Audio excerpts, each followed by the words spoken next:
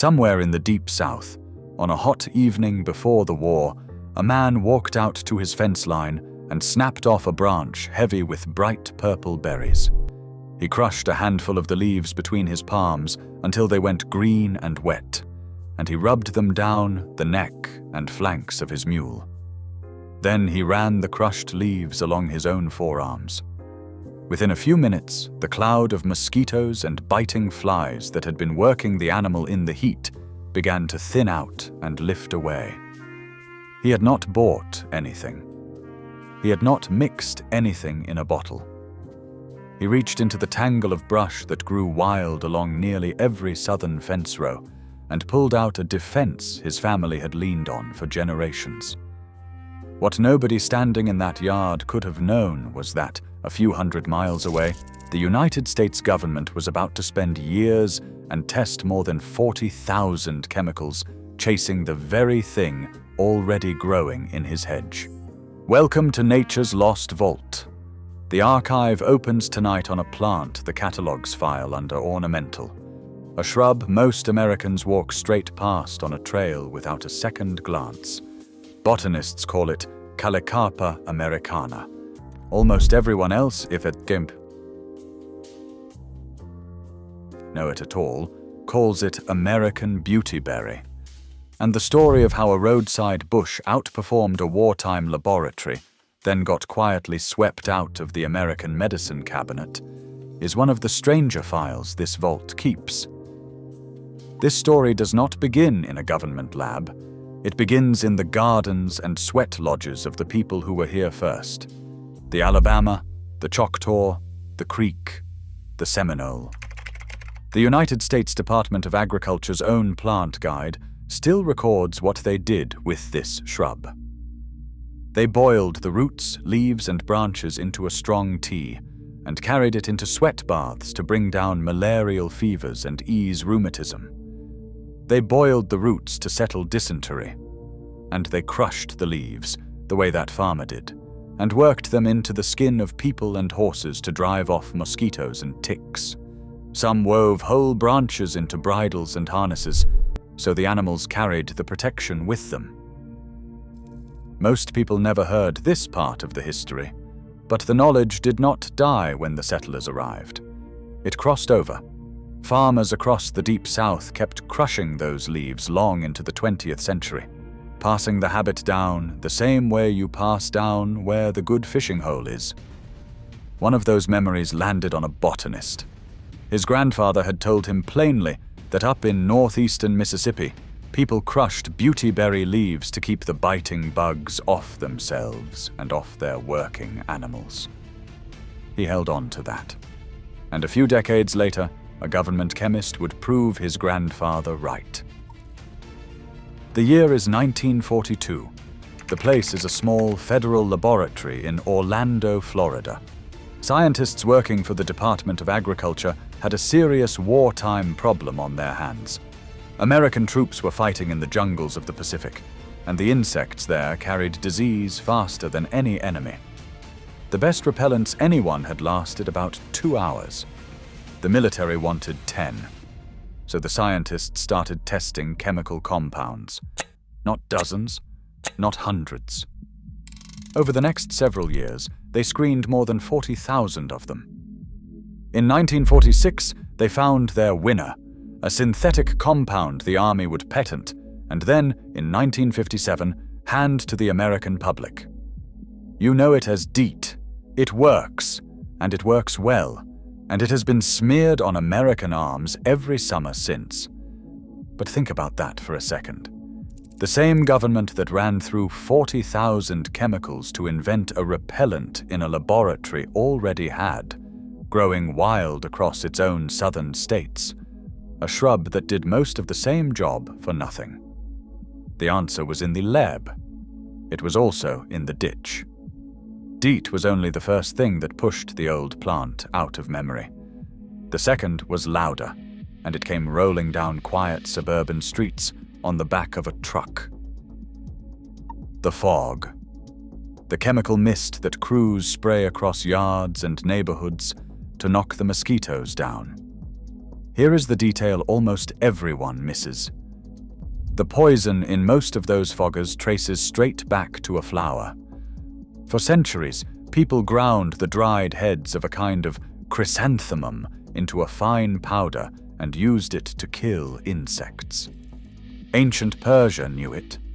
It sold in early American drugstores as plain insect powder. And that flower had a nearly perfect design.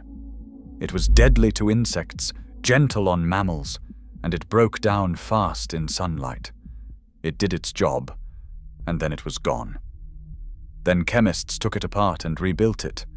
They engineered synthetic copies, and the whole point of the redesign was to make them stronger and to make them last far longer than the flower ever would. That is where the quiet damage starts.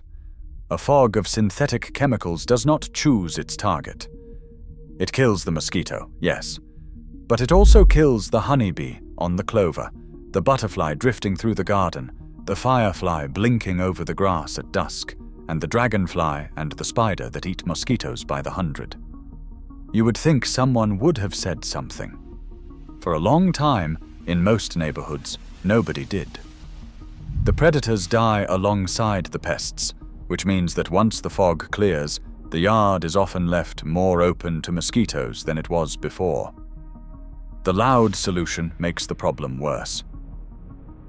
Pay close attention to this next part, because it is where the old knowledge comes back around. For decades, the beautyberry sat in that gap, remembered by a few farmers, written up in a dry government plant guide, otherwise ignored. Then, in 2004, that grandfather's tip finally reached a laboratory bench in Oxford, Mississippi. A chemist named Charles Cantrell and an entomologist named Jerome Klun decided to test the folklore. Over a 12-month study, they pulled 3 active compounds out of the leaves and isolated the strongest, a compound called calicarpenal, and in 2006, they reported the result. The beautyberry leaf could go toe-to-toe with the military's famous spray. The plant compound landed only about 21% below the chemical that took 40,000 tries to find, and it turned away ticks and fire ants on top of mosquitoes. Put simply, the bush in the fence row had been carrying a repellent nearly as strong as the one the army patented the entire time. The grandfather had been right. It only took the better part of a century and a federal research unit to admit it. So here is what that means for your yard and your skin this season. American beautyberry grows wild from Maryland down to Florida and west into Texas. And you can plant it on purpose. It is a tough, low-care shrub. It shrugs off pests. And the deer tend to leave it alone. Set one near the porch or the patio where you sit in the evenings. When the bugs come up, strip a few leaves, crush them hard between your hands until they are bruised and green, and rub them over your arms, your ankles, and your clothes. You are doing what a Choctaw healer and a Mississippi farmer both did, with a plant a federal lab later backed with hard science. And there is a second move that pairs with it, one that goes after the mosquitoes at the source instead of waving them off your arm. Take an ordinary 5-gallon bucket and fill it about 2/3 with water.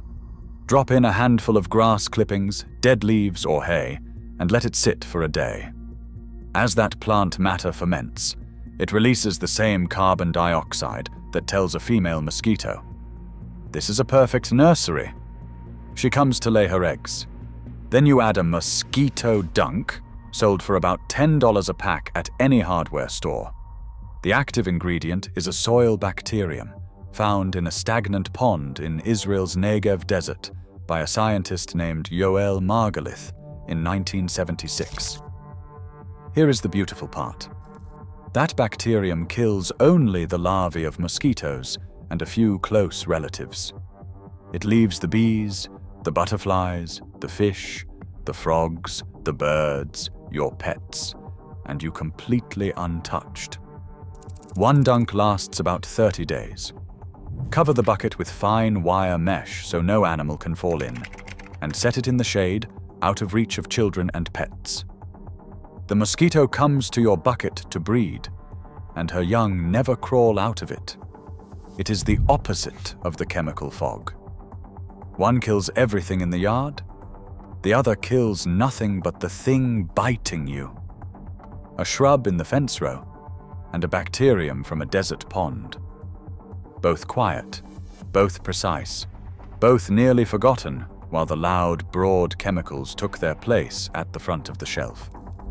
This season, before the mosquitoes build up, you can plant one beautyberry by the porch and set one bucket in the shade, and watch your yard go still without taking the fireflies down with it. If you want the next thing this vault has been keeping, subscribe, and it will reach you. Reach into the hedge, crush a single leaf in your palm, and you are holding what your great-grandparents already knew. The cure was never really lost. It was just growing where nobody thought to look.